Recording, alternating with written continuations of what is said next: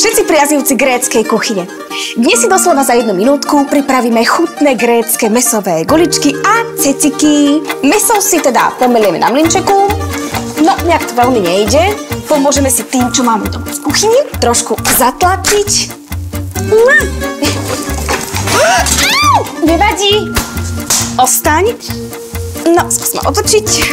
Prosím vás, vie tu niekto krájať mäso? Mäsko sme si nakrájali a teraz si z tých kociek urobíme guličky.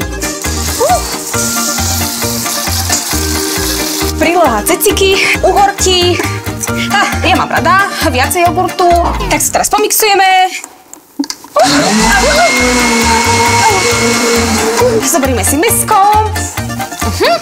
Trošku ceciko. Grécke národné jedlo.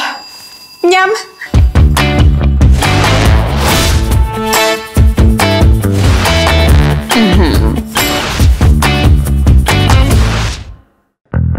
Ak chceš vidieť ďalšie video, klikni sem. Teda sem.